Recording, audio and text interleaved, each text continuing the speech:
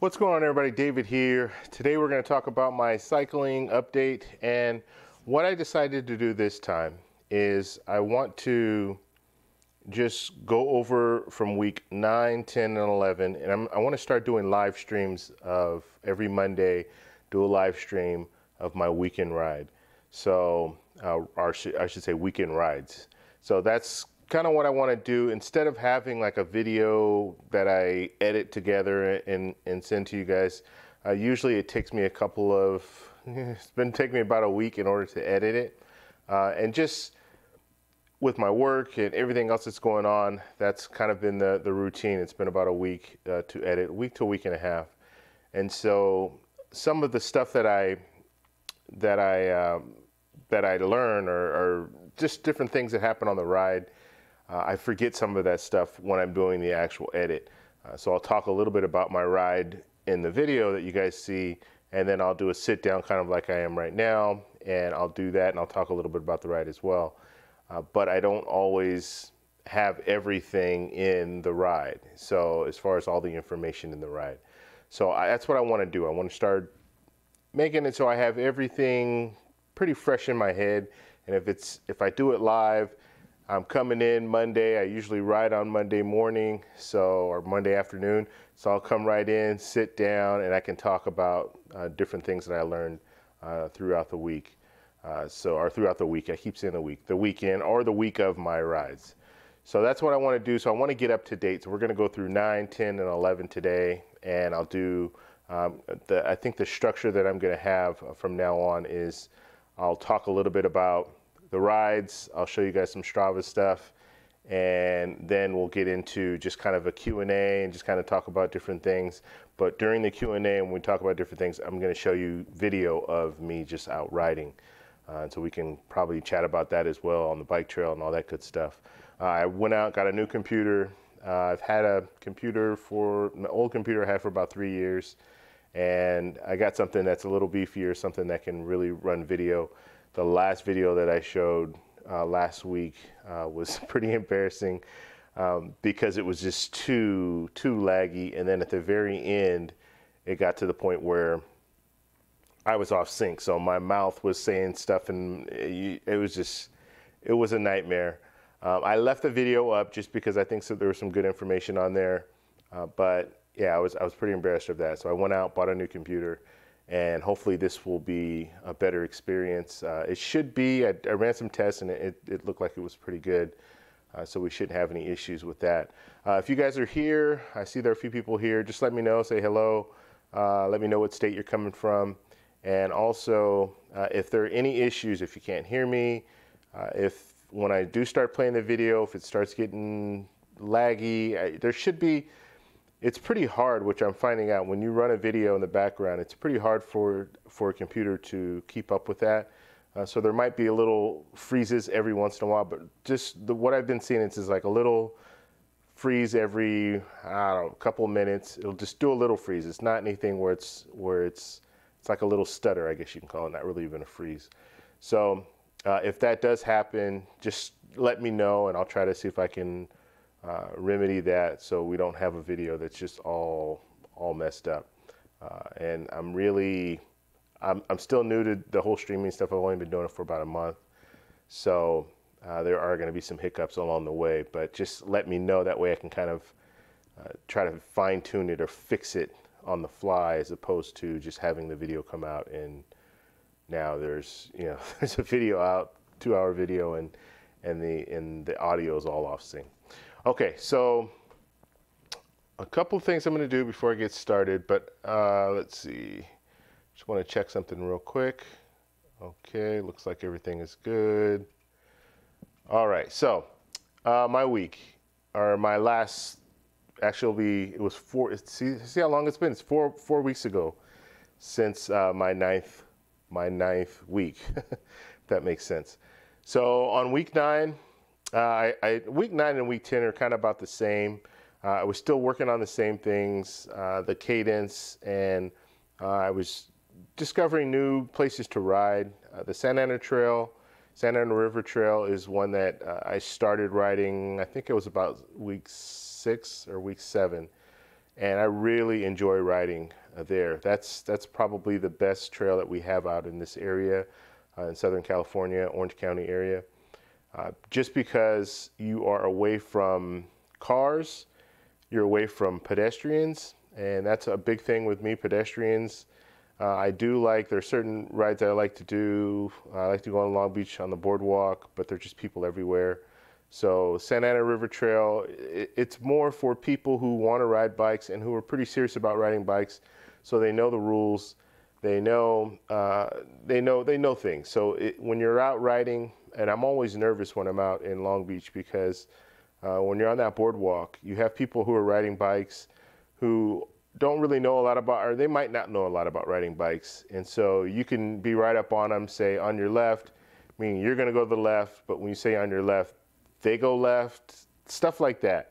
So I like the Santa Ana River Trail because for me, it just feels safer because people are pretty knowledgeable about riding bikes. Plus, you'll have pedestrians, but you're going to have them. They're either going to be jogging, they might be walking. Most of them aren't on the trail. They're off to the side, off to the right, or off to the left, depending on what way you're coming. But they're pretty good about not getting in your way, and they are watching for you. Whereas in Long Beach, they're just not watching.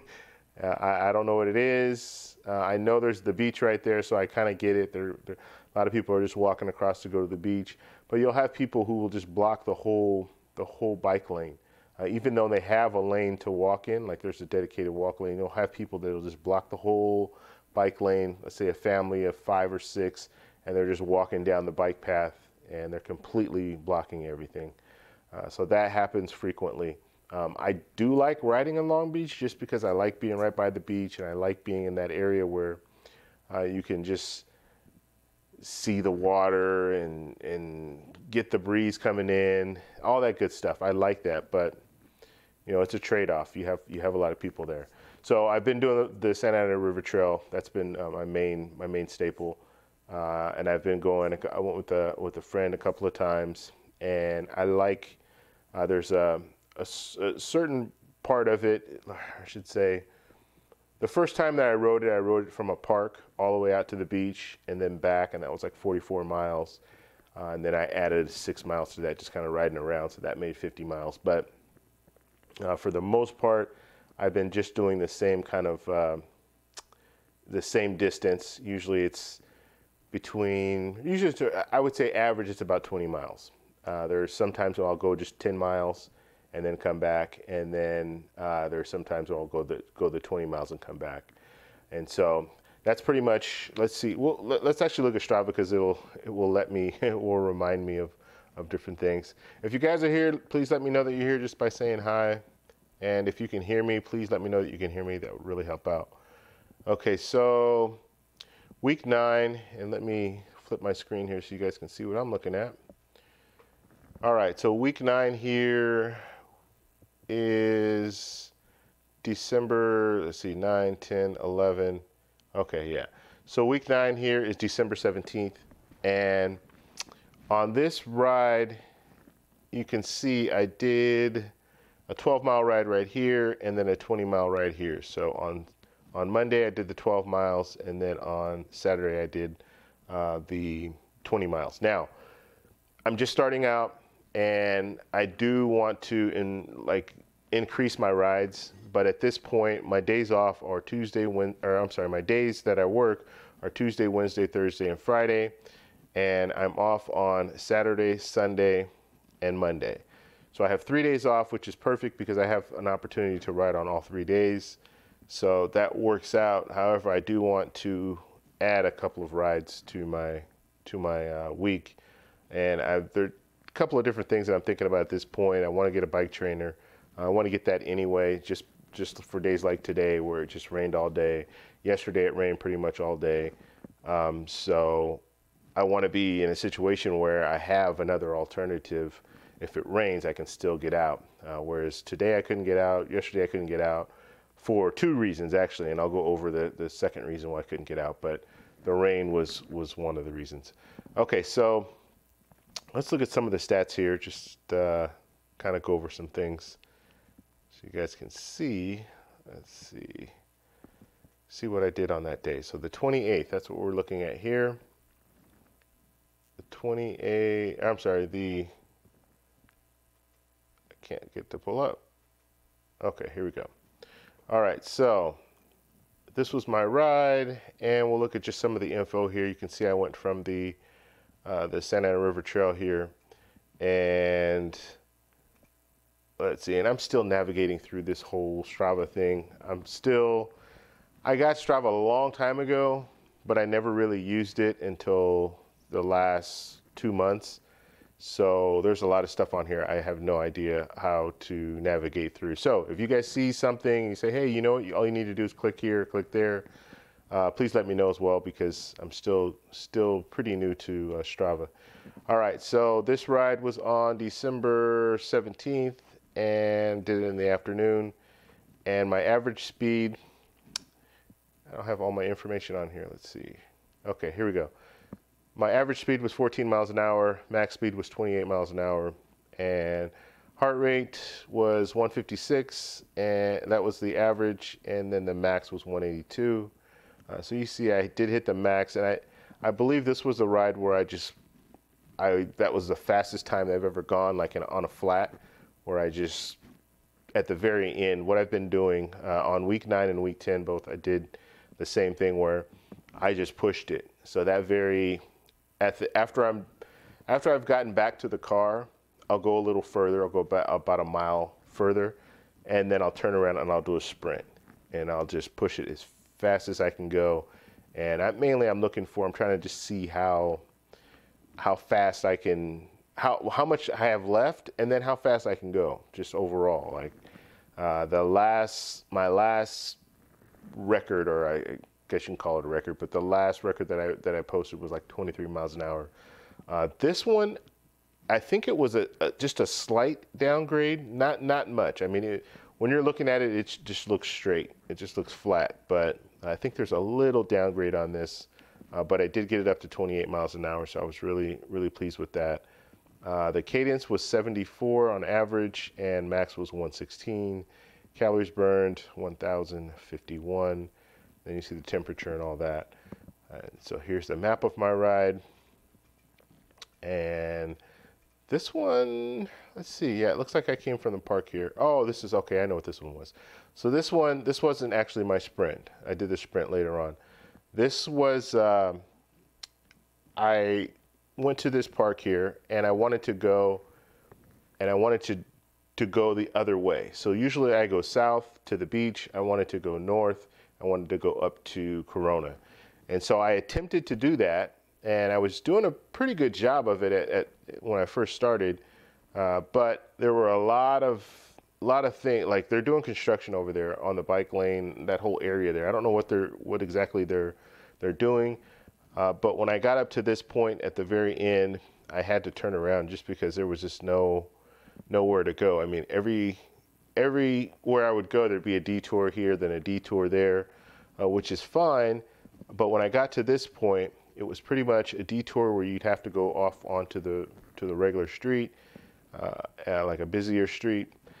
And I was just at that point I was done. I could have, and what I didn't know actually, now looking at the map, when I came through here, I could have gone through residential. I think it might have been this street here. So I would have had to have gone through residential here and then come back around, probably get on this brush canyon. Actually, that stops too. I don't know where I would have gone now that I'm looking at it, because I went here, and the only reason that I kept going is it said that it was the bike lane was closed, but I just got on it anyway just to see where it would go. And so I kept going, and then it did end here.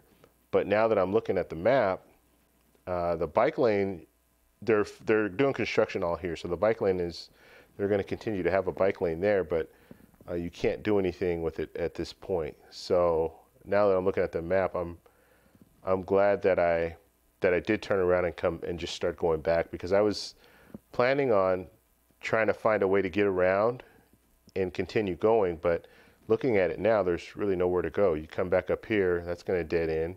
Come over here, that's going to just bring you right back out. So it looks like there's a trail that goes up here. I don't know if that's a bike trail, or maybe that is a bike trail, but that just goes right up into the mountains. So I don't know where I would have gone. I didn't really have an option at that point. So it looks like it was good. So I got up there, turned around, came back, and I do like that this trail, there's some hills. So I'm still new to riding hills.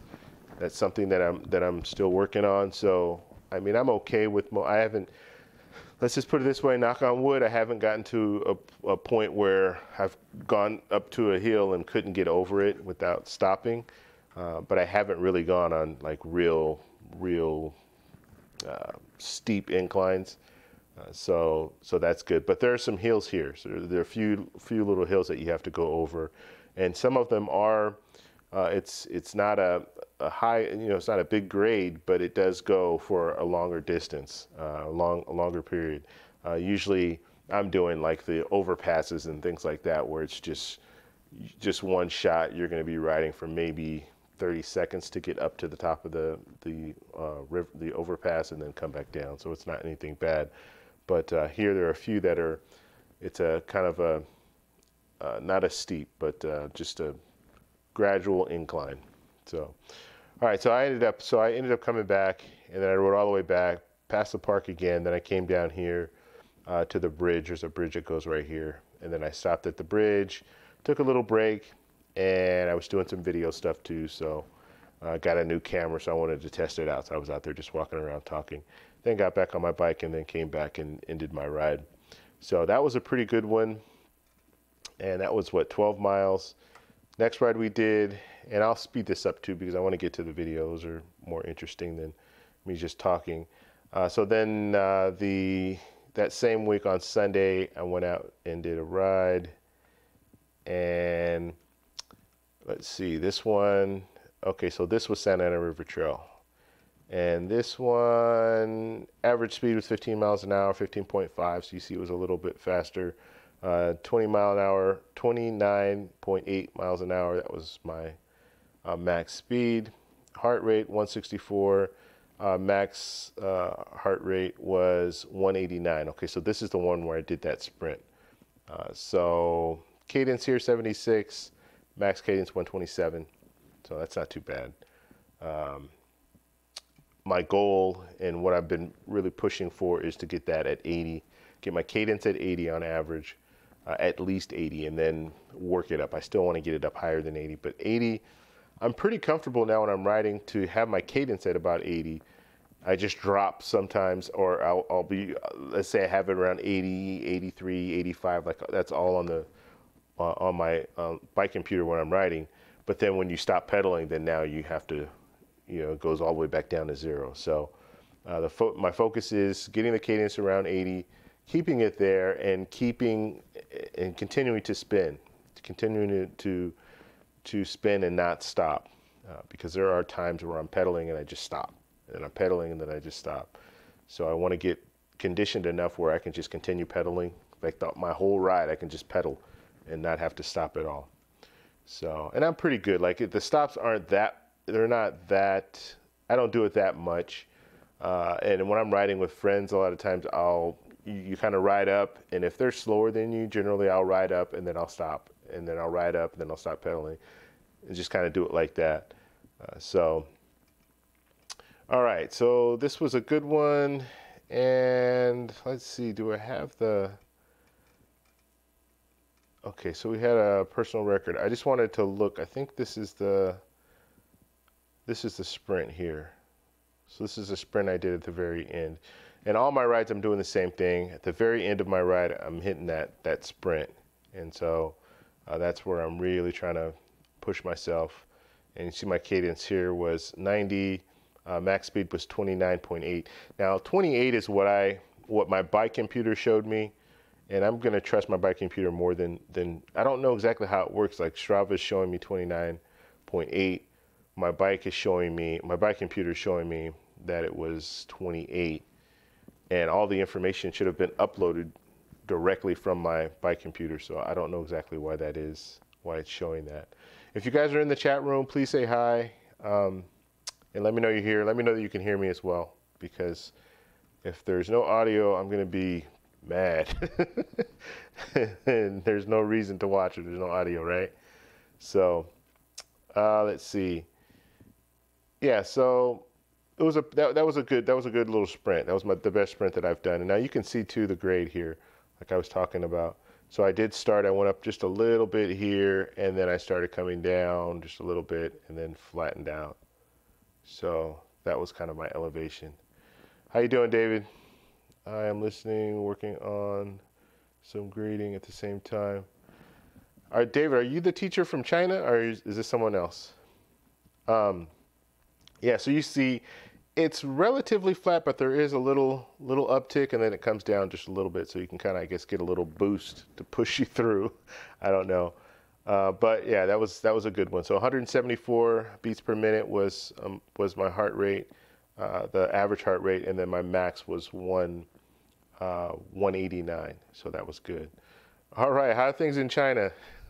So David is not from China, but he's in China teaching, which is really amazing to me. I don't know.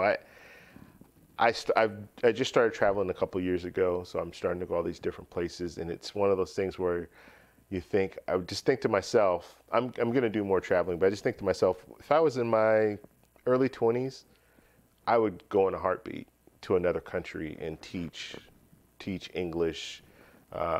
My country that I would want to go to is Colombia, and that's a country I've been going to for the last couple of years, and I really like it there. But I'd go to another country just for a couple of years and teach English and learn Spanish at the same time.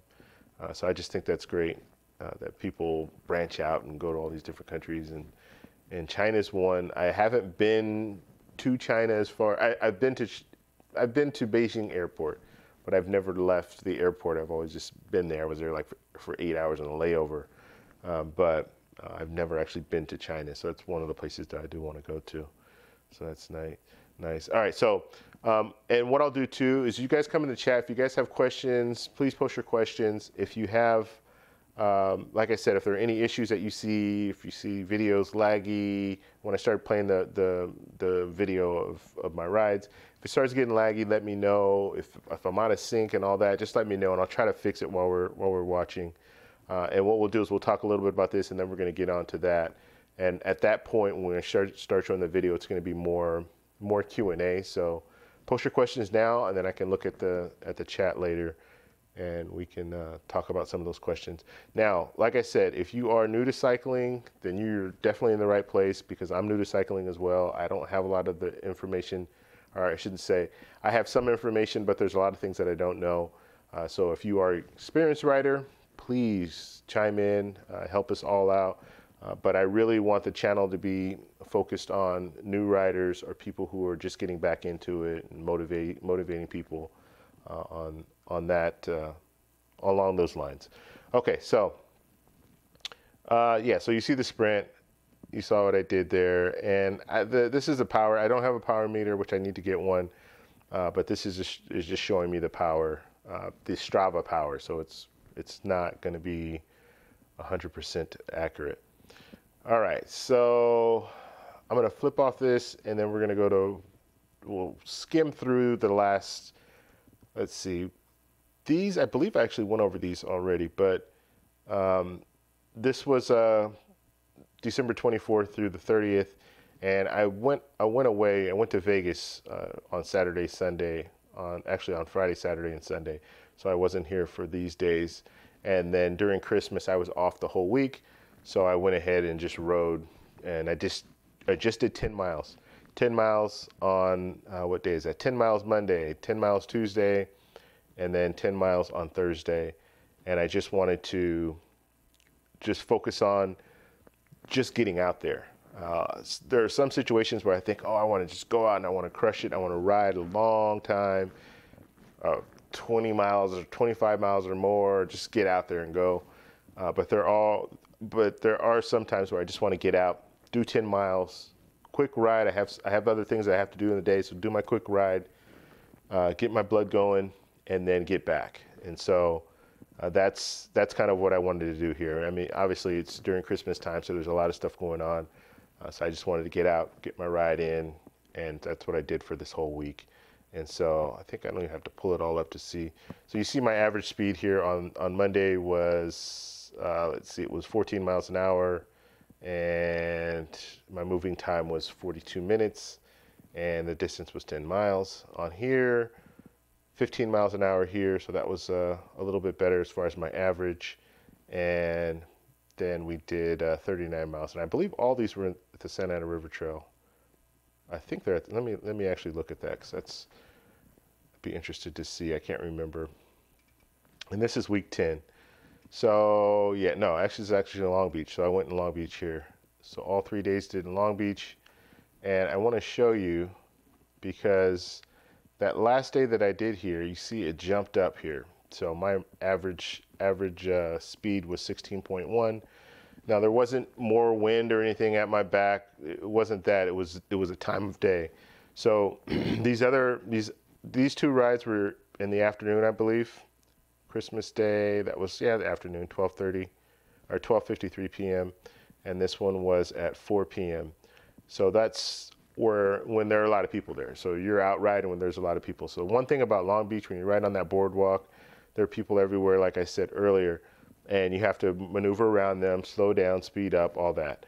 I went early in the morning here, 6:30 a.m., and I was able to just, there was no one. There was no one out there, so I was able to just go. I didn't have to stop for anyone. I'd have to maneuver around people because there was just no one out there. So that's another thing that I'm learning.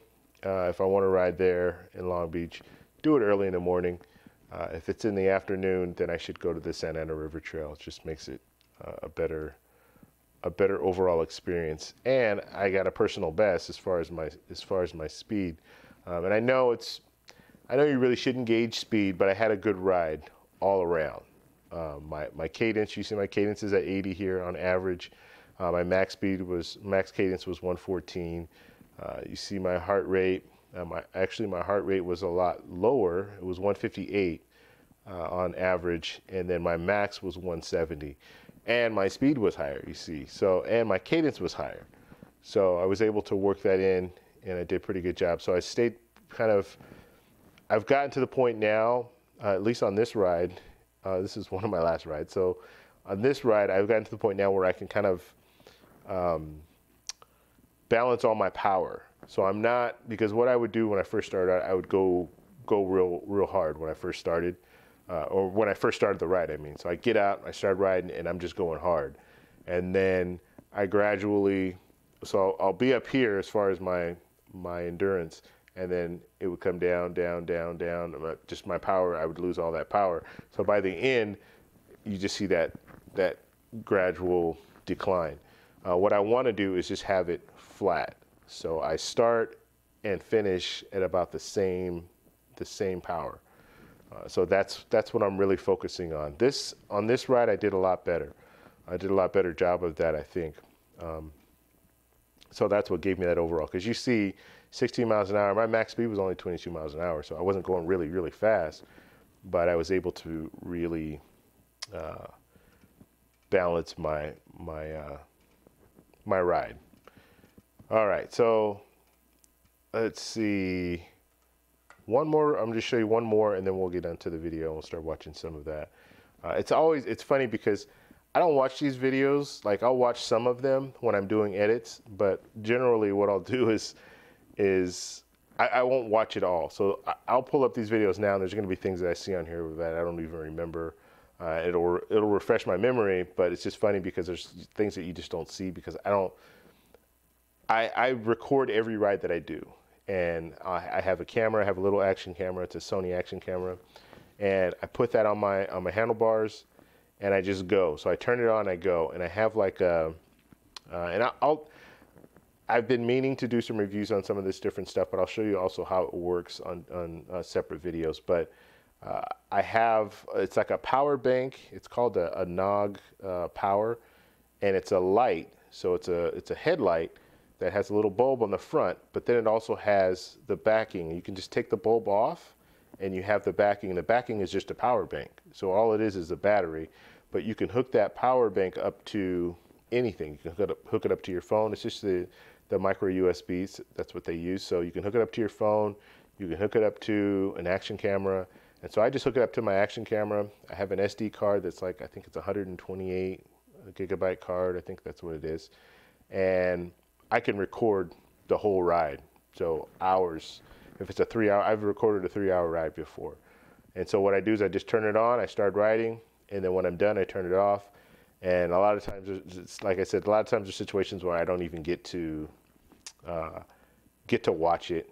But when I edit, I can pull out some of the pieces just to kind of show you guys different parts of the ride. But one of the things that I wanted to do is I wanted to show you the whole ride. But I'd rather do it in a live stream where you guys can see and we can kind of talk back and forth as it goes on, as opposed to just doing like a video, a separate video where it's just my ride. I don't know. So we'll see how this works. I want to change things around a little bit because the videos that I want to put out videos on reviews, and I also want to put out videos on like significant rides, like certain things, like let's say it's a charity ride, or I get to the point where I start doing like competitive stuff, or I'm riding with a group of people, that kind of stuff. I want to save those for videos that I actually edit, and then my updates just kind of give you the update. So this is what I did this week, and just talk about it that way. It's more fresh in my memory and all that good stuff. All right, let's see, December 31st through January 6th. Okay, so this is, and I talked about this last week, but I will talk about it again. So I rode 28 miles on, what is that, Sunday. So I went out Sunday feeling good. Hadn't ridden all week. I went to Vegas, got back from Vegas, relaxed a little bit, and then we had the new year, so we celebrated that. And then I didn't do anything until actually Sunday. Actually Saturday I didn't do anything. And I can't remember exactly what was going on Saturday, but I didn't do a ride Saturday. So I said, you know what, I'm going to go out. I want to do a nice 28 miles. I wanted to go 30, but 14 miles in, riding good, riding with a friend, and the spoke on my back wheel broke again. So that was that issue that I had. I just broke a spoke about a month ago. So it was very frustrating to hear that spoke. And as soon as I'm riding, and it basically, and I don't know if you've never broken a spoke before, it just sounds like there's something in your tire, like it sounds like a branch or something like that. So I'm riding along, I'm not going too fast. I'm probably like 14, 15 miles an hour. And then I just hear it. I hear it like something's wrapped around the back of my wheel or something. So I slow down, and I knew instantly when I heard it. I was like, this is not good. So I'm 14 miles in my ride. The spoke is broken. It's still attached, but it's not attached to the wheel. It's actually attached to the hub. So me and my friend stop, and we're trying to figure out what are we gonna do. And I'm thinking, okay, what do you do? Like you're 14 miles away. I don't want to walk back 14 miles. And so I just start brainstorming, and I'm thinking, okay, well, we can either get one of those XL Ubers, and hopefully they have room to put a bike in there, take the bus. I don't know. And honestly, I'm going to be honest with you, I've never taken a bus. In the States, I haven't. Like when I'm in other countries, I've taken a bus, but I've never taken a bus in the States, so I wouldn't even know, whatever. So I was thinking about that. And so what I ended up doing is I just wrapped, and it's a good thing. And these things really started making me think, okay, well, you know what? I should have this in my little bag that's on my bike. One thing, you should have tape. You should have some like type of duct tape or something, because then all you need to do if you do get a broken spoke is just to wrap it around one of the other spokes. Use tape, wrap it around, and then you should be fine as long as the wheel is not too much or too out of line.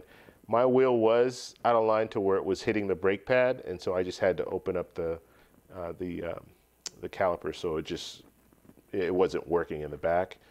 And then I took the broken spoke and just wrapped it around one of the spokes that wasn't broken, and it worked. I was thinking it would kind of just pop right back out, but it was wrapped pretty good, so it stayed on there. And then I just rode. So I rode 14 miles back, and Let's pull it up real quick. So it's funny because look, I mean, I hit some personal, I hit some personal records. So I don't know. I wasn't riding fast back. I was only going 13, 12, 13 miles an hour, maybe 14 at some point, at some points. But for the most part, I was taking it easy. Obviously, I have a broken spoke. I don't want to do something that's going to really damage my wheel, or the wheel does whatever, and then I end up falling off the bike or something crazy. So I was really careful when I came back. But riding up, it was good. I had a good ride up that 14 miles. I was feeling good. Now I'm with a friend, and she doesn't ride as fast as she doesn't ride. She hasn't been riding as long as I have, so she struggles a little bit. So I wanted to. I was riding with her the whole time, so I didn't want to like leave her. So my average, even going up, my average wasn't that. I was trying to average about 14 miles an hour. And I told her, look, we're going to go 14 miles an hour. We're not going to go any faster than that. So I'll watch my bike computer. When I get up to 14, I'll kind of slow down. And then when I go under 14, then I'll kind of pick up. So just get right on my wheel and follow me. And so that's pretty much what she was doing. All right, so that was that. Now, let me fast forward to today, which we're looking at, let's see here, as far as the calendar goes, January 17th. Okay, so I'm sorry, January 7th through January 13th. So that whole week, you see goose eggs, nothing, right? I didn't ride the whole week. So on Sunday, when I broke my spoke, I took it back into the bike shop. And the last time that I took it to the bike shop, which was a month ago, they told me, hey, yeah, it's not common for this to happen. So if it does happen by chance, happen again, let us know. And I didn't say this in this video, but I did in previous videos. I've done this. This is the third time that I brought my bike in for a spoke issue. The first time was my fault, and the first time might have been, I don't know what the reason is, but the first time I was taking my bike out of the back of my vehicle and it got snagged on something and it broke the spoke. That was the first time. And so that's totally my fault, right? The second time, I'm just riding along, flat land. I'm on the Santa Ana River Trail. I'm not going up or down any little slopes or anything like that. And the spoke broke. And then the second time, or the third time actually, I'm riding along, same situation, flat, straight away, and the spoke broke. So this time when I took it in, they were like, yeah, we're gonna call Giant and try to see if we can get you a new wheel. And so that's what they did. They called Giant. A couple days later, he calls me back, just lets me know, hey, you know what? They're okay with. They're going to send the wheel out, but it's going to take. It's going to take. Initially, he told me it was going to take till Friday. Friday. Hopefully, they can get it by Friday. Is what he said. So he calls me on Friday. Says, yeah, you know what? We're not going to be able to get it until maybe Monday, and then we'll get it on. Hopefully, get your bike back to you by Tuesday. So I've been without a bike for a week. Now, I have talked to some people who told me, I've talked to a few people who've told me that I could get like a loaner wheel and stuff like that. At this point, initially when he said Friday, I was like, okay, I'm good with that. And then because I'm still thinking I could ride Sunday, I could ride Monday. I might not be able to ride Saturday, and I actually had a photo gig that I had to do on Saturday, so I wasn't planning on riding on Saturday. But then when he called, he told me, "Oh no, it's not going to be until Monday or Tuesday." At that point, I probably could have got a loaner, but I just didn't even ask. So that's pretty much where I am. So I wasn't able to ride the whole week, and I was able to go to the gym, but I didn't ride. So it is what it is. So we're here today, Monday, and as far as my rides, like I feel, and I'm going to tell you what, this last ride that I did, the 28 miles, although my average speed was only like 13.4, I still felt good the whole time. Like that was like, I mean, I definitely, when I get my bike back, I'm gonna ride that again. But that was there was no sweat. Like I didn't feel, I felt good. Like I didn't feel tired at all. And I'm just thinking, I could have gone faster, and I would have gone faster on the way back if I didn't have the spoke issue. But yeah, it was a good ride. So I can see that I'm really improving as far as my endurance and everything, because in the past I would never even thought about going even 20 miles. And when I did go 20 miles back in the day, I was tired after that. My head would usually my neck would hurt just from having my neck up, things like that. So now I'm feeling a lot better on my rides. So that's really good. So let's see. I am gonna pull up and let's look at the chat really quickly here.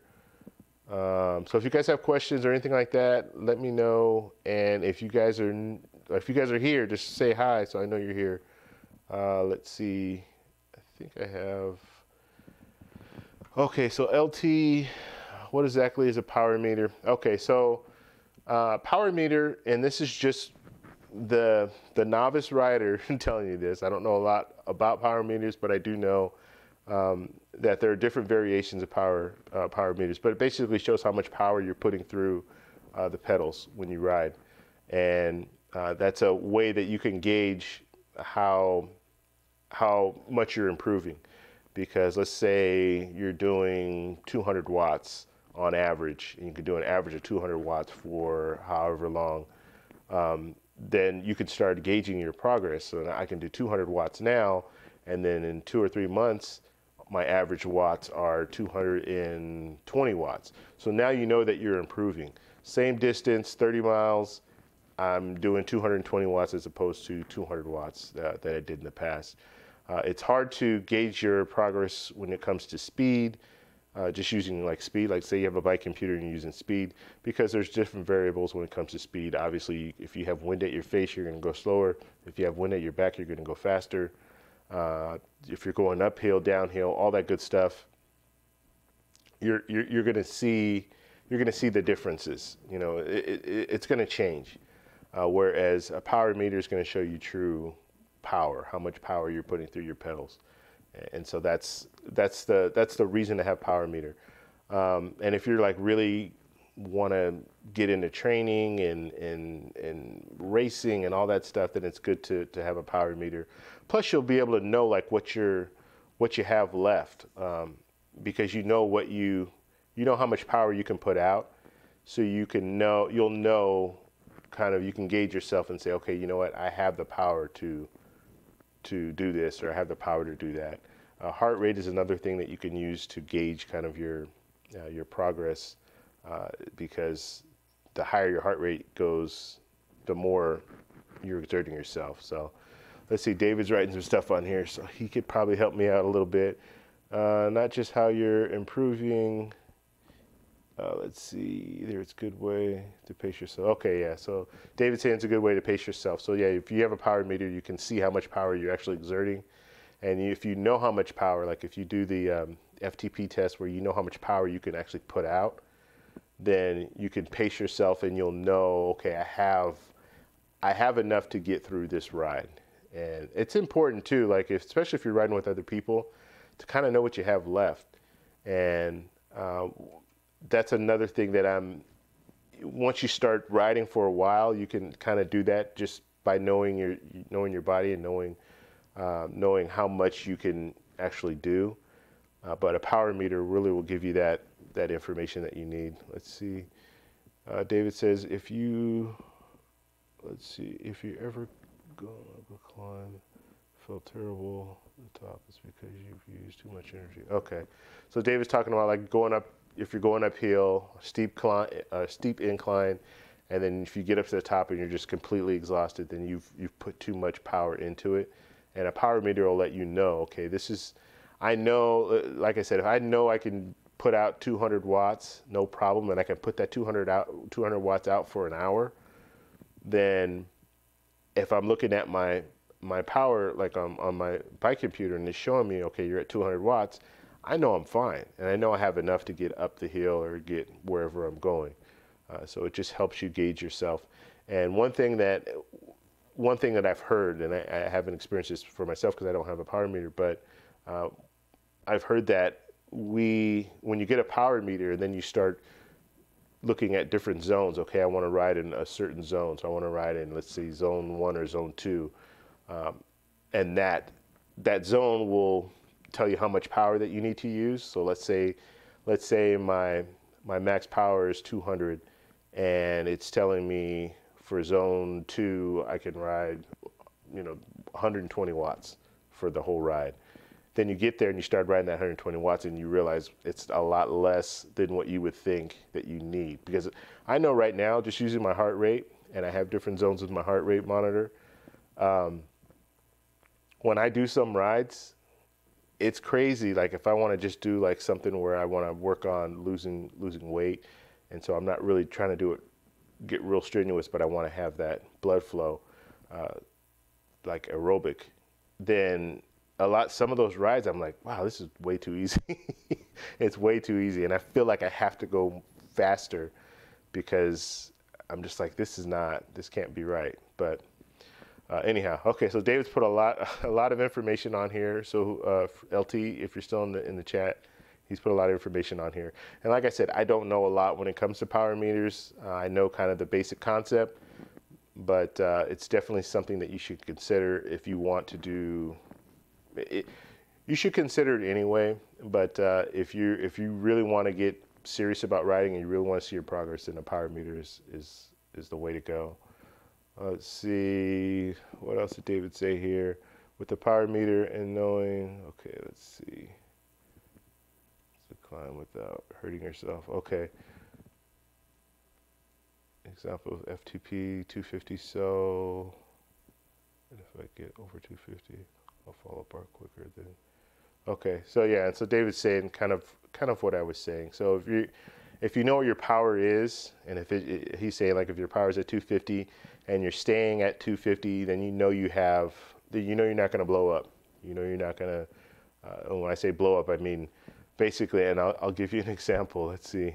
Whenever someone tells me that I can't climb, what they're telling me is that they have a problem pacing themselves. Okay.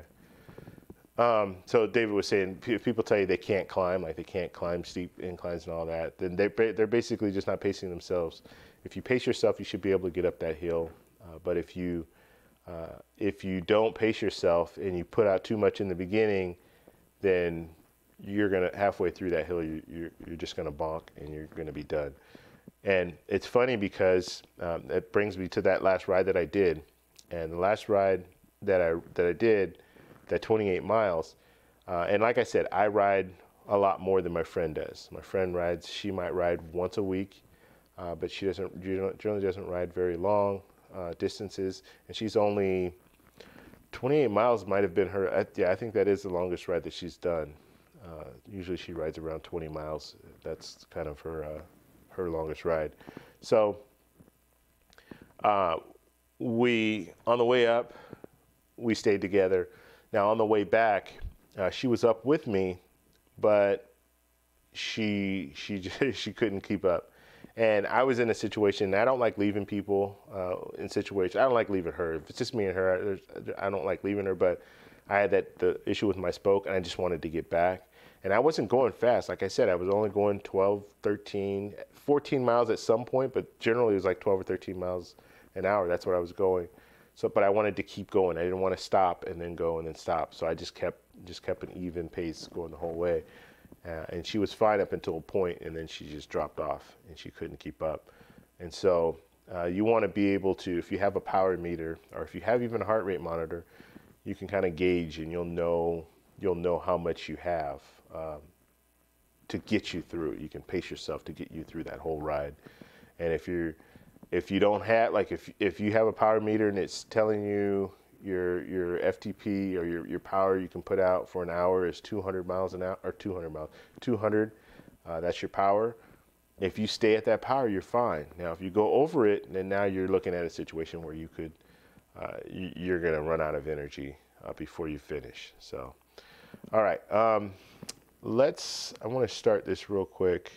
Hopefully this works. Now, like I said, I'm going to put the video up, and if you guys see that it starts to slow up or anything like that, there'll probably be little hiccups. I noticed when I watched it, because I did kind of a test yesterday. There'll probably be some little hiccups, but nothing drastic. So if there is some drastic stuff, let me know, and then I'll try to fix it on this end. But we'll just put this out here. Let me drop this audio way down. So this ride, and I'll show you guys in a second as soon as I pull it up. Santa Ana River Trail. I can't remember the date on here, and I don't have it on here, so let's see if I can't pull it up. Okay. And I'm just walking up right now. This is just one of the points you can get on here. And so I have my readout here so you can see everything that's going on. And I'm clipping in right now, and I'll be getting going pretty soon. And you'll see, like on this ride, this is one of those rides where I know I rode too fast in the beginning. And I didn't have as much at the end as I normally would. So, and it's hard. Like when you get out there and you start riding, it's hard to not want to push it. I don't know. Like I really have to work on that. My pacing is not very good, where I just want to ride. And then this whole ride, I think I'm gonna, hold on one second. We're gonna change this. I want to use VLC for this. Actually, I can see the date too. So this was, okay, it doesn't show me the date.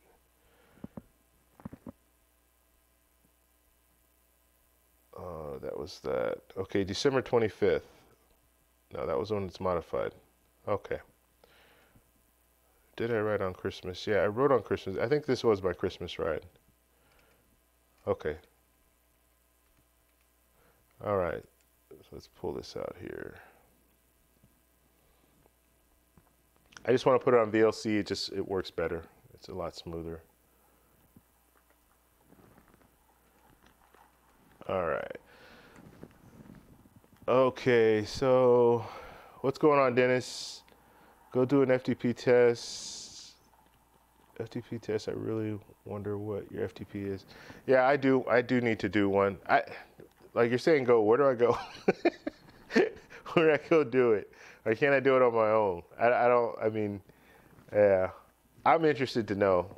I'm definitely interested to know what my FTP is. I just haven't gotten around to do it yet. Let's see. Doing an FTP test early is great because you make so much progress. Make you feel great. Okay, so David's saying that doing an FTP test early on is the way to go. So I got 50 watts. Now I'm at 150. Yeah, Dennis, I want to do that. I do want to do that. I need more information though. Like if you guys know where, like kind of how that works, can you do it on your own? I know I have the Wahoo app that for heart rate, it gives you like a test, show your max heart rate and all that. I haven't done that one yet. But when I do get a power meter, that's one of the first things that I want to do is the FTP test.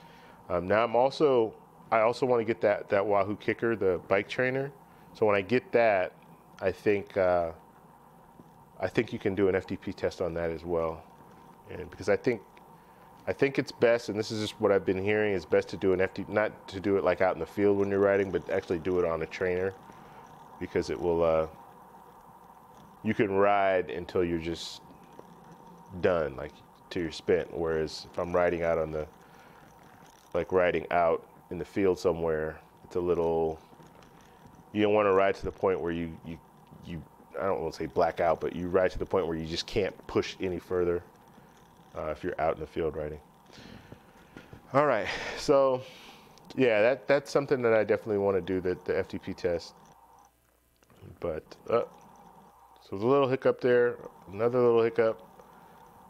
Okay, so like I said, I went out, I got a new computer because I was so frustrated last week with the video. So like I said, if you see things, if you see issues, just let me know, and I'll try to dial it in so I get to the point where it's really good. Because I don't know, I actually like watching the rides, but I don't always have time to watch the whole ride. But if I'm doing a stream and we're all here and we're talking and stuff like that, it's a little easier for me to sit through it and then talk about different things that I see on the ride. So it paused again. Okay, so it is pausing a little bit. At this point, still think it's okay though.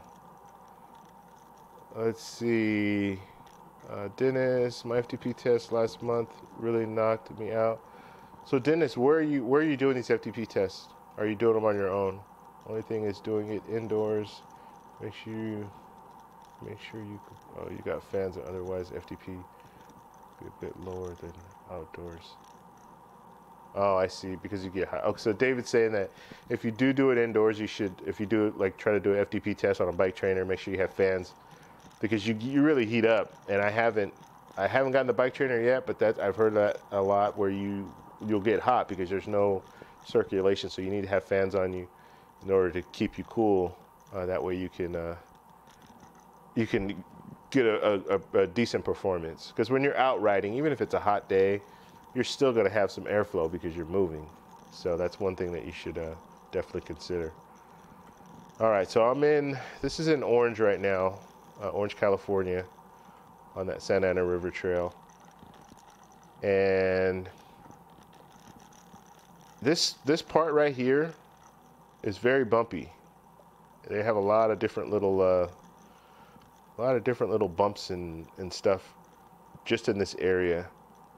And you see how people can walk on the side here, so they can walk on the dirt. So they don't have to walk on the bike trail, which is great. So you don't have anyone like in your way.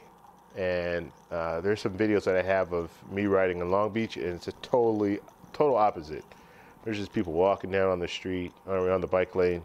It just makes it pretty frustrating, because you can't just you can't just go. You have to go and then stop, and you're constantly looking for people.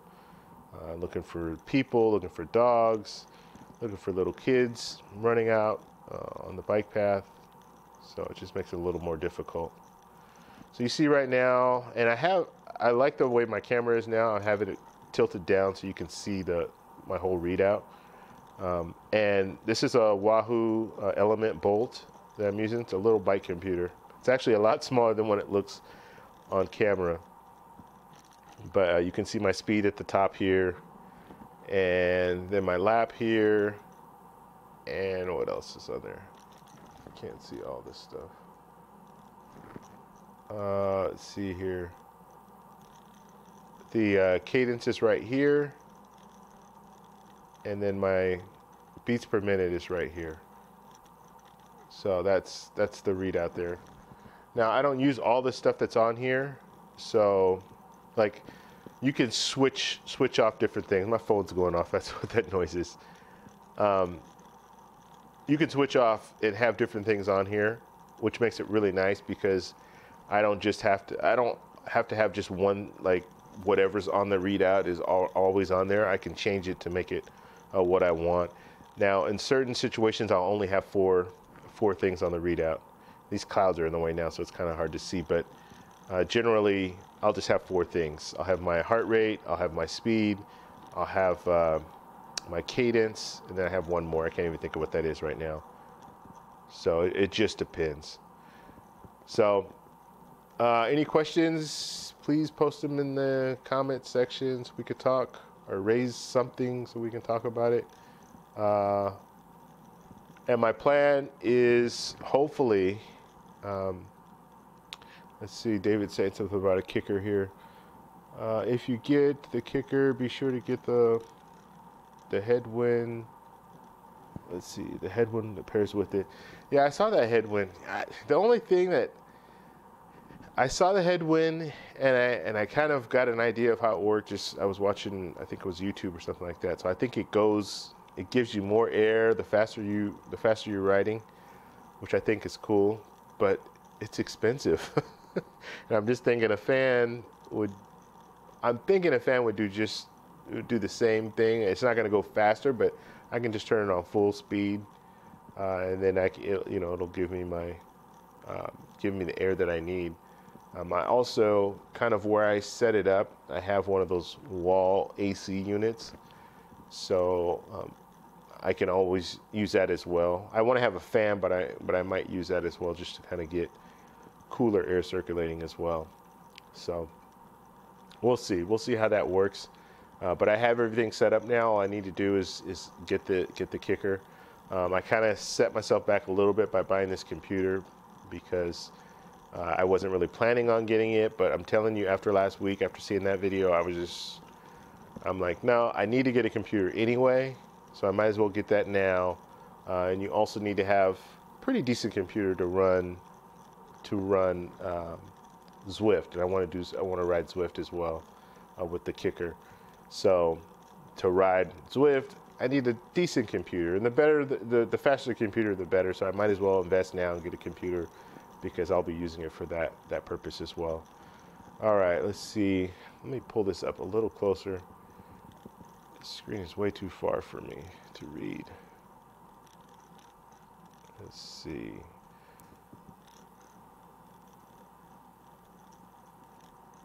All right. Okay, let's see. 50 watts.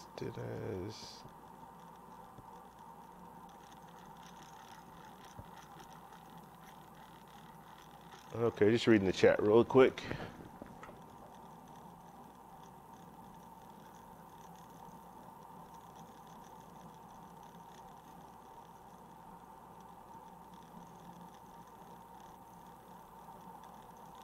Okay, so Dennis is saying, as far as doing an FTP test, you can Google it and see what places in your area. I just don't have any knowledge of. I want to get the test done, but I really don't know. I haven't done any research on that. Let's see.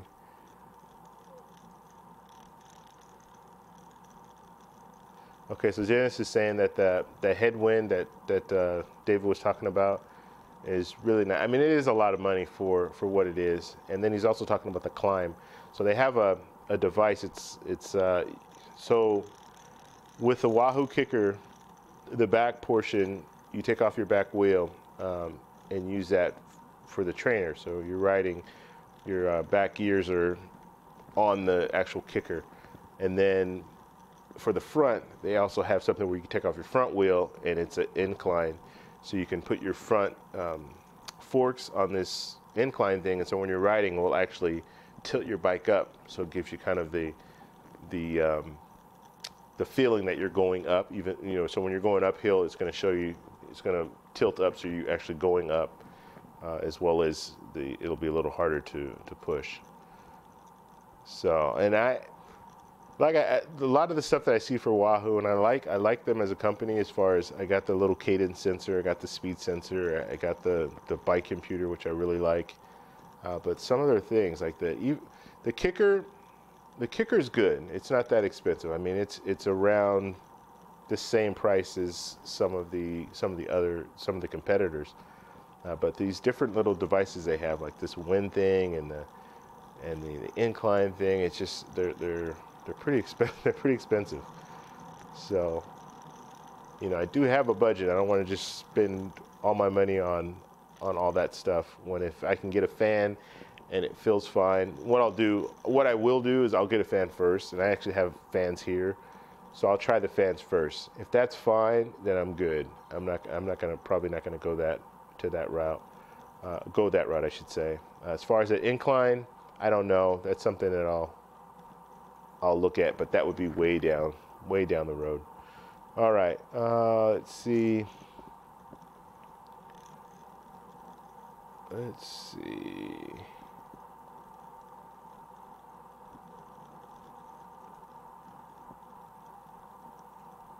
Okay, so yeah, you guys are just talking about how much the device, those wind tunnel things cost.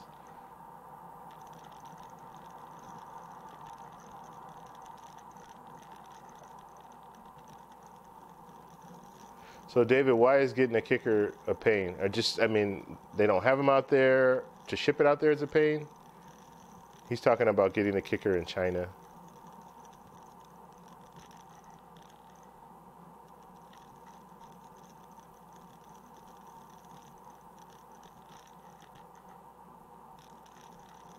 Okay. Let's see.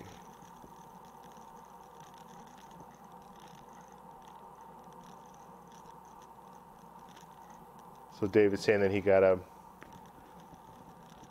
a trainer, Chinese smart trainer, for about 700 bucks.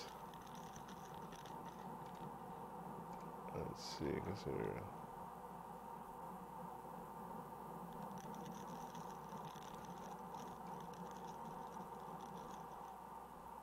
Yeah, so Dennis is saying, considering that I live in California, I don't really need to have like a pain cave.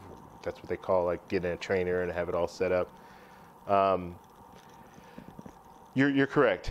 The only thing that I look at is I want to be able to ride at different times of the day and night, and I want to ride more. And I'm in a situation now where, because of my work schedule, I work long hours, so I don't really have the time to ride on the days that I work. So the only time that I could even ride would be in the morning, but I'd have to get up super early to ride. I'm not really a morning person, so I have to get up super early to ride, and I can't really ride at night. Well, now I don't want to ride at night, like out in the field at night. So I'd rather do a trainer in those situations. Okay, pause a little bit. Okay, so I'd rather, every time I see it pause, I'm looking just to see how bad it is. That's the whole situation. So the kicker, a trainer, having it indoors, I can go to work, come home, jump on the bike for an hour, and then I'm done. And it just makes more sense for me. And if I jump on the bike and I'm doing Zwift or something like that, it just makes it more interesting.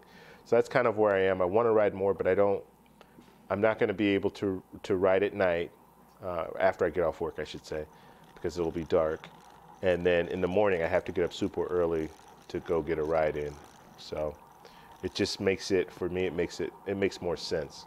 So that's kind of what I'm looking at. I'm not really looking at the whole weather issue because yeah, it's nice weather pretty much year round, except for this weekend. It was pretty bad as far as rain. No snow or anything like that. I don't live in an area where it snows, so that's never an issue. It depends on where you live. Let's see, recycling. Someone I would. My weather look video.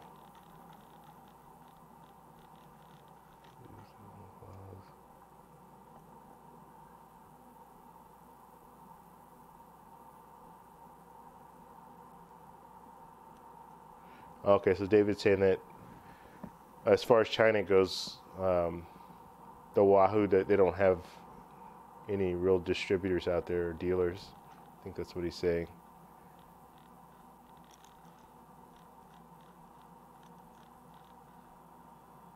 Lucky and Freezy. Okay.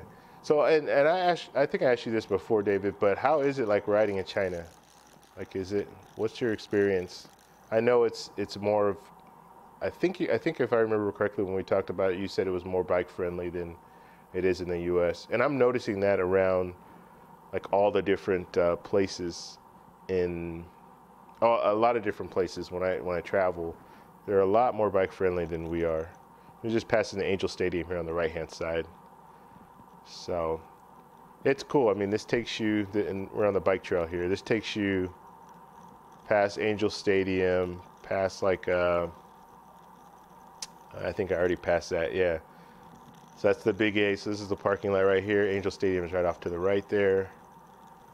And you also pass like this train station. I should have said something when that came up, but past the train station, and this is kind of the downtown, or it's not really downtown, but this is the courthouse and stuff like that are up in this area here. So it's a nice ride. I don't know what they're doing here on the left. They're putting fencing up.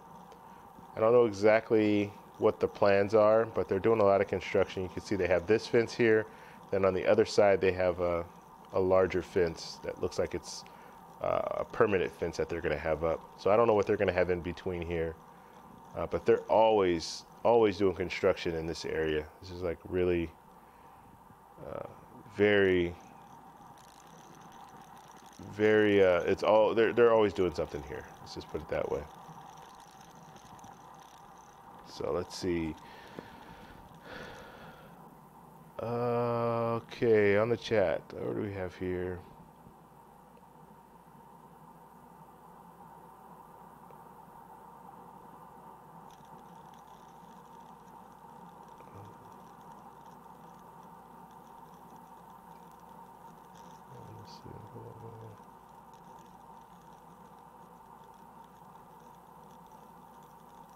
Okay, so Dennis is saying that he's in the same boat.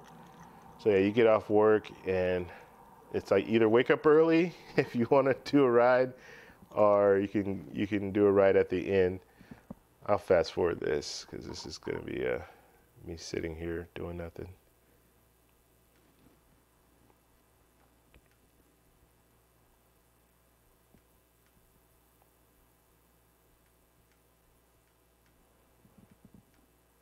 Oh, I took a long break. Didn't realize that. This is a good. Oh, I was talking. I probably did a bike. I think I did my bike review on this one. Okay, so we're back on it.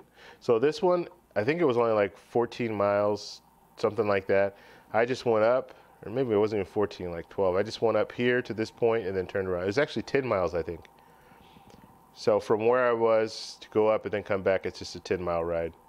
So this is one of the shorter rides that I did. You see right here, this building, this structure right here, this is where they have a fire academy, and they're always burning something there, putting the fire out. So yeah, this was a shorter ride. I'll put one more on after this one's done. Let's see, where are we? River the Main. I'm on the same boat. From school, 30 minutes or so.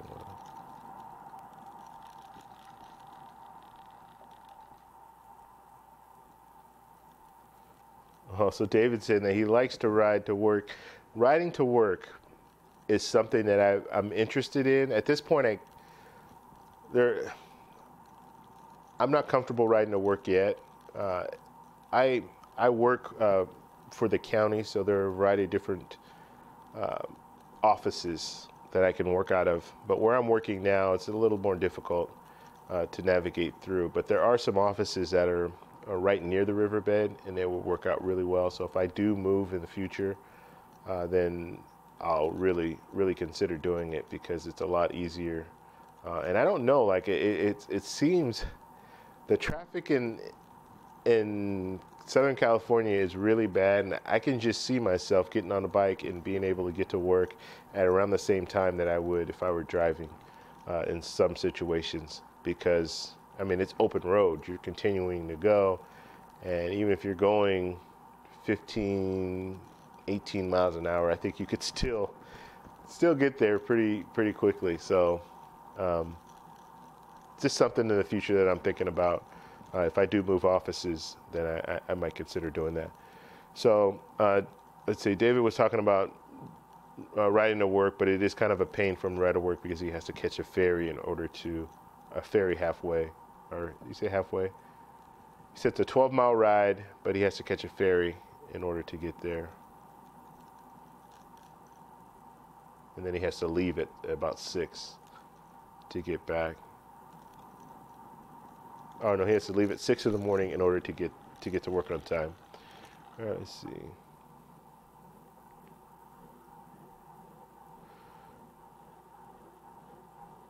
I don't know, is there, and that's a good question. Dennis was saying you can get on eBay and get stuff, but is there eBay in China?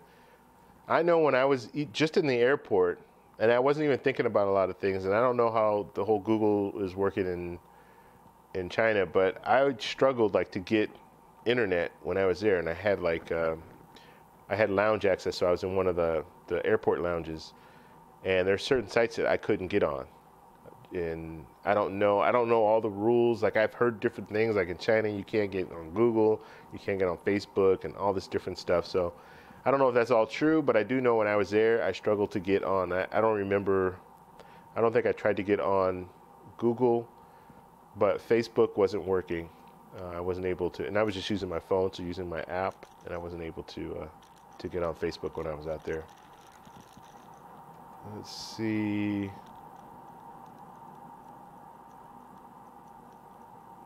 Okay, so David's saying that that in China that the bike lanes are really protected as far as they have like dedicated bike lanes out there, even on highways. That's something I don't understand why we don't have it in the U.S. Like highways have a nice protected bike lane along highways, or along what we call in the West or in California freeways. Like we have freeways everywhere. Why not have dedicated bike lanes that run up and down freeways? I think that would be, and I don't know the logistics of that, but just thinking about it, it would cut. I think there are a lot of people out there that would ride a bike if it were more. It's not if it were easier as far as getting from point A to point B. We all know how to ride freeways or highways. Like I know if I get on the freeway, I know where it's going to take me for the most part. And so if you had dedicated bike lanes that ran up, not on the freeway, like on the same level, but let's say you had it elevated a little bit and it went from point A to point B, you get on there, you can just take it, and you're separated from the freeway. I think that would be really a good deal. Like I think a lot of people would start considering, hey, you know what? I can ride my bike to work. It's not that far. So I don't know. Something I haven't seen in the U.S. Maybe they do have them, and I'm just not. I just haven't seen them yet. But in California, I haven't. I don't know of any. You can't even get on the freeway on a bike in California. So, all right. Let's see. Yeah, it's amazing. Nearly every road has protected. Okay, so we read that. My mom won't let me go on the open road. One time I just decided to leave on the open road and rock 20 miles and explore downtown. Everybody taken away for a week. So Dennis is saying his mom doesn't like him riding on the road. Yeah, people are crazy as far as driving. So I'm always very concerned when I'm on the road. Like I'll do it every once in a while, but only if I really have to. But bike lanes they're just more convenient, and it's just nicer. It's more peaceful. You're on the street, you got cars honking and riding by you and not paying attention. I mean, I don't know how many times I've written. I do this all the time. I actually saw a guy doing this to me when a couple of days ago. I was pulling out. I was going to make a right turn, and he was on a bike. And what I always do is I always get eye contact. So I'm always looking. I'm looking at that driver and waiting till that driver looks at me to see, get that eye contact before I go ahead. And if he doesn't look at me and he's not looking in my direction, I'm slowing down, just automatically slowing down. I'm not going to try to say, okay, well, he should look this way before he pulls out. Because that doesn't always happen. So I always do that. So I'll always, let's say they're making a right turn and I'm coming and they're going to make a turn out here. So I'm trying to get that eye contact. If I don't get that eye contact, I'm slowing down, and I'm also kind of veering over just a little bit. So I'll look over my left shoulder just to give myself a little bit of space, just in case he does pull away and, he pulls away. I still have a little bit of space to get over so he won't hit me. But I'm constantly doing that. And I saw a guy do that when I was pulling out of my driveway. He was looking at me and getting eye contact. So, all right, so we're almost back on the video here. And let's just talk about some of the stuff I have on here. And let me take 1 second. I got a phone call here. Let me take that phone call. So I'm going to leave this on, guys. I'll be right back.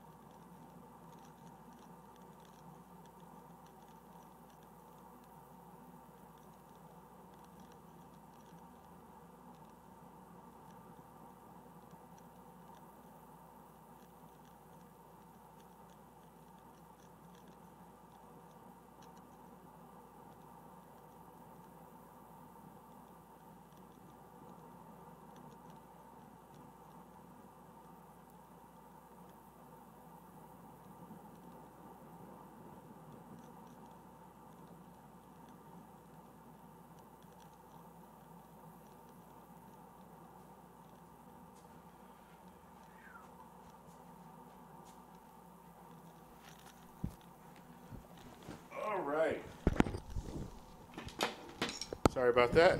I had to take that phone call. We're gonna keep going. So.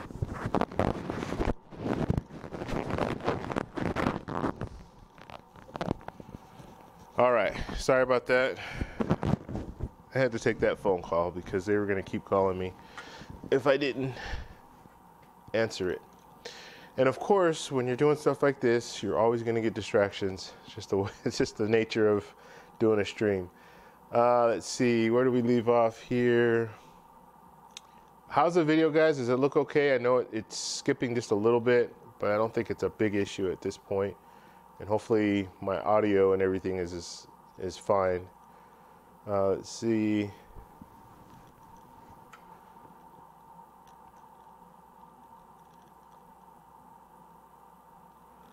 Okay, so David's saying that as far as, let's see.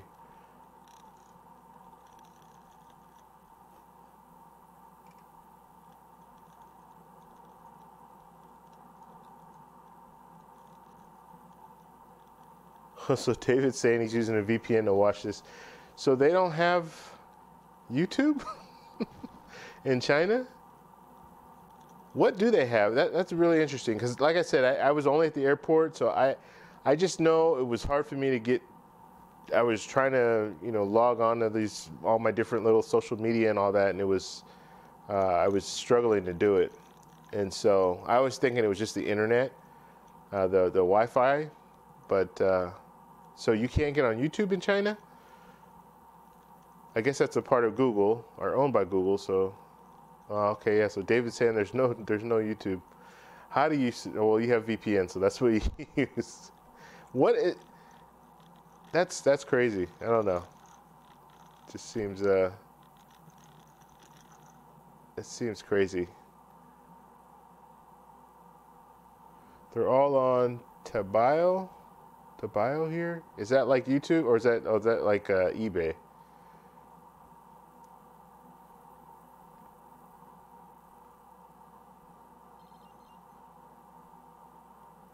Okay, so Dennis is saying that that in Kentucky, it's pretty much the rules are if your car can go on it, your bike can as well. Let's see, it's just about. Okay, thanks for stopping by, David. David's got to go. Let's see. Okay, yeah, and then Strava is another thing I wanted to talk about too, real quickly. If you guys have Strava, follow me on Strava, and I will follow you back. I like to see people's rides and all that, and if you're interested in seeing my ride, you'll see the rides that I do on there. I just think it's interesting, especially like David. He's in China. He's riding out in China. I'm fascinated with that, just seeing people where they ride and all that. Okay, perfect. Thank you, David, for letting me know that.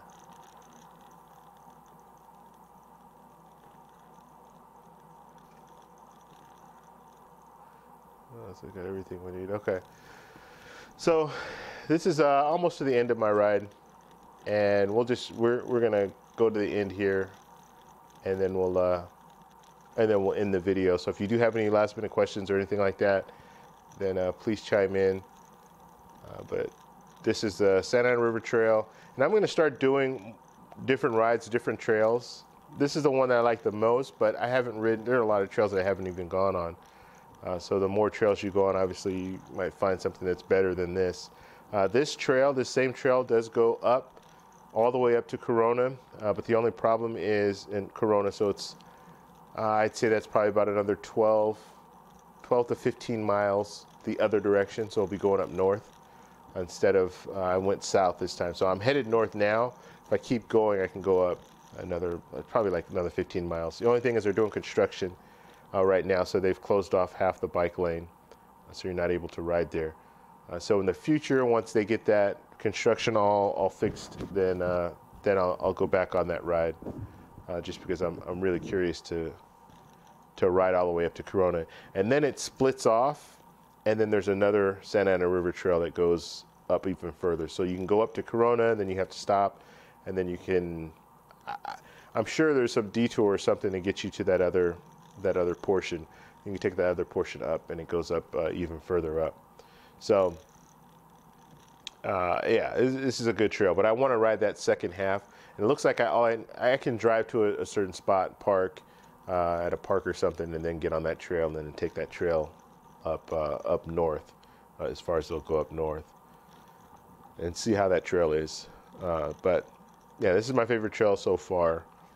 But there's a trail that goes, I believe, there's one that goes all the way to downtown LA, which that's one that I want to do as well. But we'll just have to kind of play it by ear when it comes to that. So this is kind of the routine that I'm going to do. So every week I'll sit down, I'll tell you about how my ride went on the stream, and we'll talk. And like I said, if you know people that are just starting out in cycling, please share this with them so they can get on here, and we can talk and kind of go through some of the things, some of the challenges that we've gone through, or we could talk about some of the challenges that we've gone through throughout the week, as well as if you're experienced and you have like knowledge as far as riding, get on here and help us out. Just like we were talking about power meters, I know what they are. I know a little bit about how they work, but David has a lot more knowledge than me when it comes to trainers, or I'm sorry, power meters. So I just think that will really help is in the long run, because there's so much stuff out there, and there's so many ways that you can make mistakes in purchases, and that's stuff that I want to avoid. I don't want to jump out and buy things that I really don't need because it looks like it would be something nice to have. Just like I was saying that with that wind tunnel thing that blows air on you. I don't need that, but I'm telling you, if I didn't know any better, and I didn't hear it from people who've already purchased it and told me that, yeah, you probably shouldn't get it, I would probably get it and think, oh yeah, well, this is the thing to get. I mean, this is like, even the speed sensor that I got, I don't really need a speed sensor, like the Wahoo speed sensor. Don't really need that. I got it early on. It was like the first thing I got, because the first thing you're thinking about was, okay, how, and this is me just starting out, how do I gauge my progress? And the first thing I thought was speed. Okay, speed. So if I'm going faster, then obviously I'm getting in better shape and all that, which that's the complete opposite of, or that shouldn't be the way you think, because at the time I didn't think about all the different variables when it comes to riding a bike, and the wind at your face or the wind at your back and all that stuff. I didn't think about that. And even to this day, like, I find it really crazy. And I actually caught my first, I'm going to end with this story because it was pretty neat. Actually, it's two stories. So I was riding, not on this trail, but I was riding on another trail, and I got to the point where I was coming back, and I was almost back home. I was feeling good. I'm riding. I'm pushing through those pedals, and I'm feeling really good. And so I passed this guy up, and so I passed on the left, and so when I passed him, he got right behind me, and he kept going. Initially, I didn't know that he was right behind me, but basically what he was doing, he was catching a draft. Like he was right on my back wheel.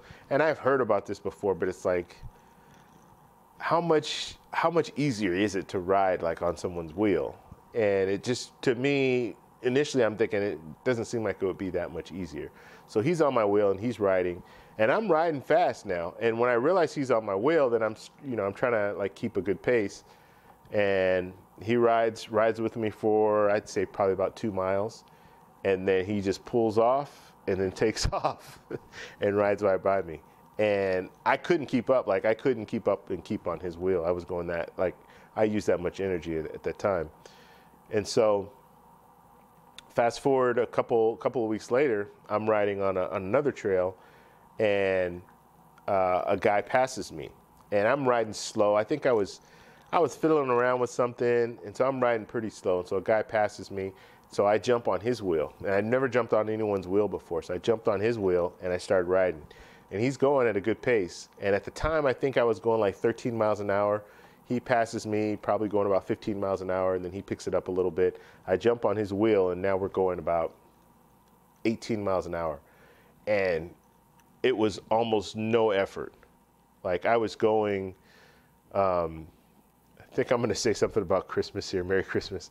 I'm just on the video, so you might hear me talking. So when I got on his wheel, it was easy. Like I won't say it was like I was still going like 12, 13 miles an hour. Like I wasn't using that much, I wasn't exerting that much energy. And I just rode his wheel for about 3 miles, and then he had to get off. And so he gave me, direction like he was going to be getting off, and he got off, and I said thank you and kept going.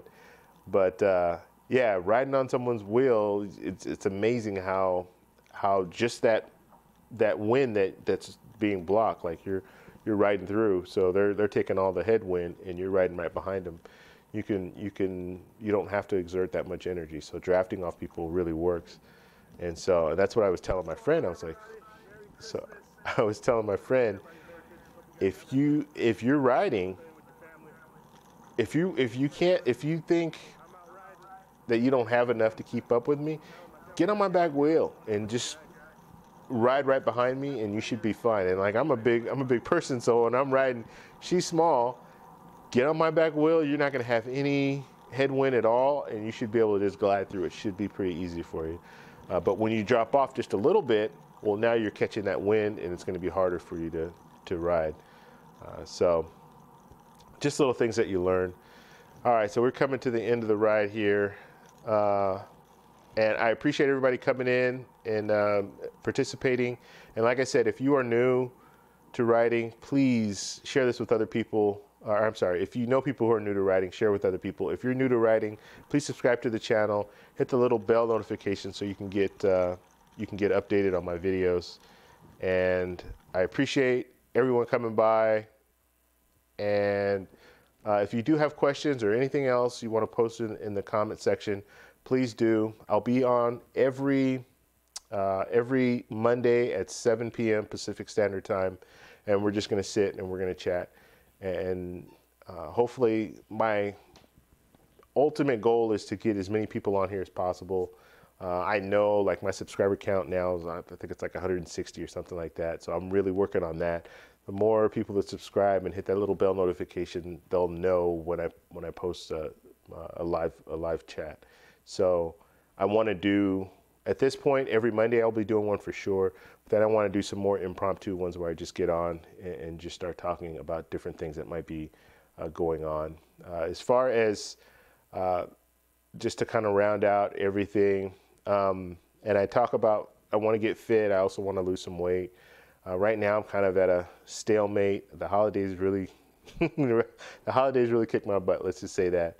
And so I didn't really gain weight over the holidays, which is good because normally I do. I was able to stay, like I lost 7 pounds. I was able to stay at that, the 7 pounds that I lost. This last week, I didn't ride at all, which I gained 2 pounds. So didn't ride at all, but I gained 2 pounds. So I'm going to have to get back on it. And one thing that I'm learning, and this is kind of my struggle at this point when it comes to weight loss, is when you start riding, you start burning more calories, then you're hungrier. I feel that way. I feel like I'm hungrier. So it feels like I'm eating more. And so I'm really going to have to really fine tune that. So I eat, I don't eat more just because I'm riding more, because then I'm just going to stay at the same weight or even gain weight. So I want to make sure that I'm focused on that and think, okay, I did a good ride today. I burned 1,000 calories. Let me eat, have a sensible dinner and not think I can eat extra or want to eat extra just because I've exerted more energy. So, all right, that's all I have for you guys. Thank you all for stopping by, and I will talk to you guys in the next one. Bye.